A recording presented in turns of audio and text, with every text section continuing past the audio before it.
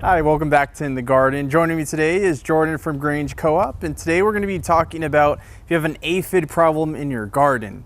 So Jordan, I see you have some ladybugs in your hands, but just a little bit about what we could do if we do have that issue. Sure. So aphids are a problem for a lot of different gardeners. Rose growers especially have them, a lot of other flower growers. Even your veggie garden, you know, they love this time of year, your kales and your brassicas, your new growth, and they're not so detrimental that they're going to be, you need to look at systemics or heavy insecticides, but they're a nuisance and they're just stressing out your plant.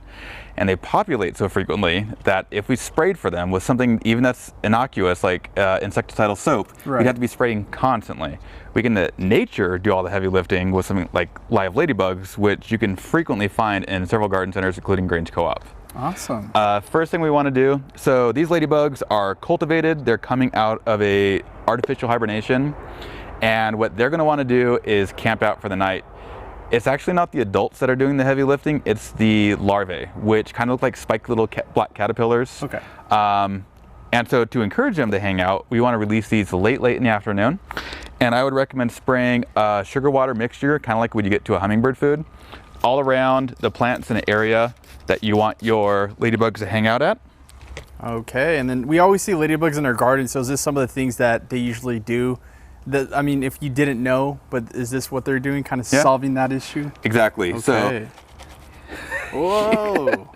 They're harmless. The worst thing ladybugs do when they get scared, they kind of make a stink, and these guys are already taking off.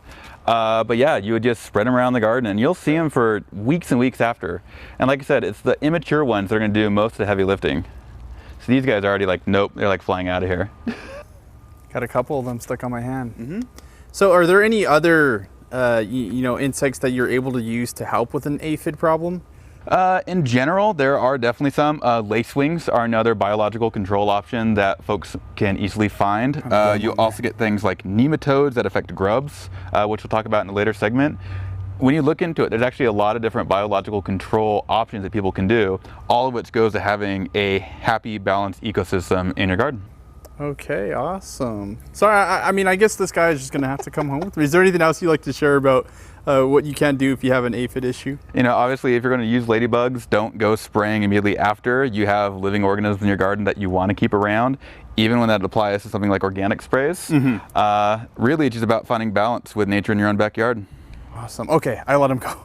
Okay, well, if you would like to purchase some of these, or if you have any more questions about aphids, you could go to a Grange Co-op near you and talk to an expert such as Jordan himself, or you go to our website at KDRV.com.